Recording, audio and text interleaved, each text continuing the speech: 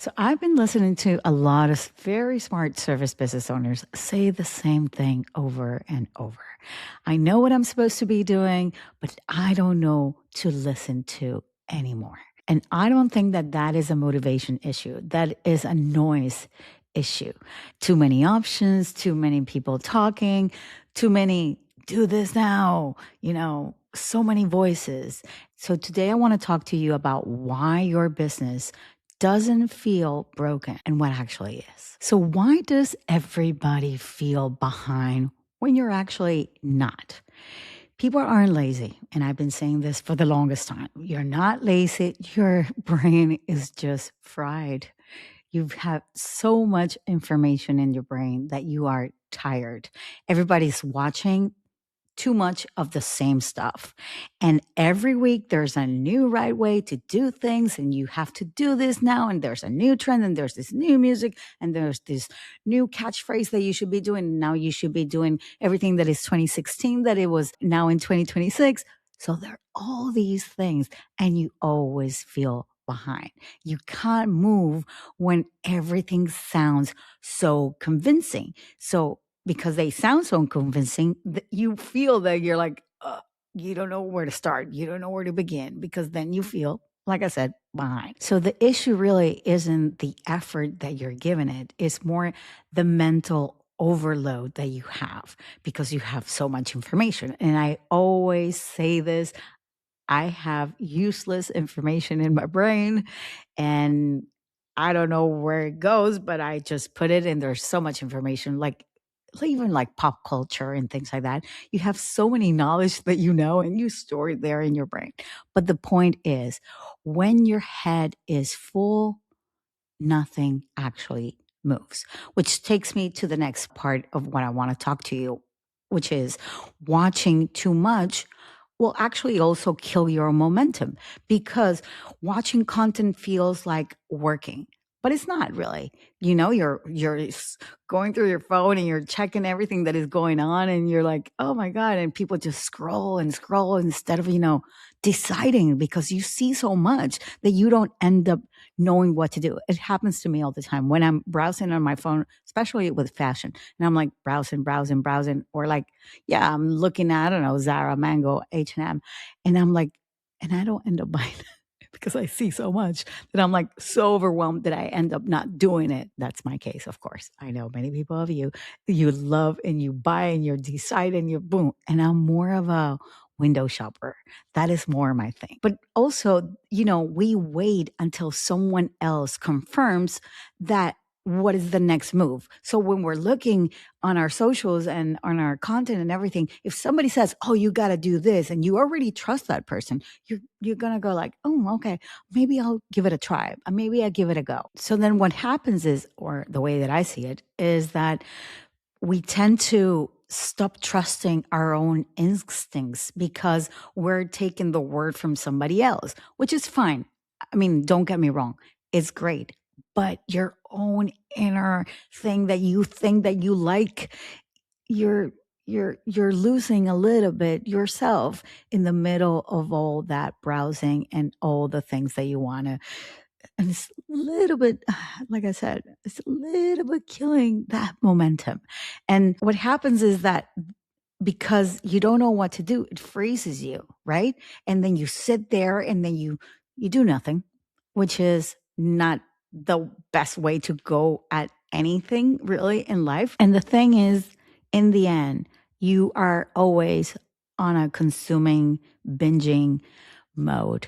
You're actually not choosing what you actually want, what you want to do, how you want to do it. You just consume and consume and consume. Now, here's another part that I want to tell you. When people feel a little bit shaky, they start to explain more, right? When you can see this on any social media or sales pages. When they're not that sure, they end up having longer captions, they have longer sales pages, they have longer voice notes because you're trying to over explain everything that you're doing. And you add more context and you add more justifying and you add more, I don't know, describing and more white lies maybe. Some people do. I know. I've heard those. Believe me. And the thing is that clients don't want a full story of your business and how you came about and what are you doing, or they're coming into your sales page. They don't want this long explanation of how you're doing and what it is that they should be doing the longest way. No. And we've said this before. People don't have the time, right? So if they don't have the time, all they want is that direction. They rather have direction than a TED Talk. I know TED Talks are beautiful to watch, they're very inspiring, but when it comes to actually having a behavior to actually buy something, people want something that is super clear, to the point, straightforward, right? So the more confident you are when you are talking to somebody on a networking, or you're putting yourself out on videos, on reels, on shorts, on TikToks, anything, it doesn't matter where. The more confident that you feel that you are, the less that you will have to explain. And this is where imposter syndrome sneaks in. So, what actually helps in 2026? Now, fewer people will actually listen, full stop. Fewer people. They will stop collecting opinions like Pokemon or Labubu, or you decide who you actually ignore. And this is what is happening. People are already saying, no, no, no. It's like Tinder, or yeah, Tinder. Why not? I don't know if it's dated or outdated. I haven't done that in a very long time, but I assume it's still happening for a lot of people. But the reality is that people pay attention to what keeps coming up for the person, for you. So if this is something that you are looking at, and you see it, and it keeps you on your toes, and then they will actually gravitate towards that. Make things simpler, not smarter.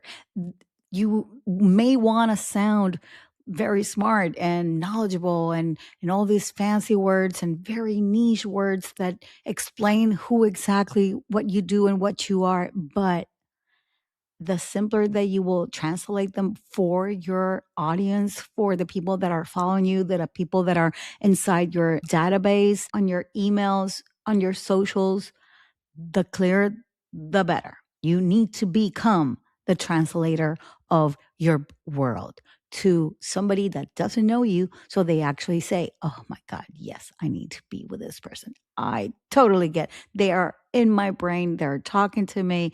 I want to know more about them. And the progress comes from editing out, not stacking more and more. I remember that when I used to be a stylist, I used to tell my clients, and, when they were putting themselves together and everything, and I would say, listen, less is more. And I know you heard this before. And in business, and if you're in front of a camera, it's even also relevant, especially right now in 2026, because the attention spam is a big problem.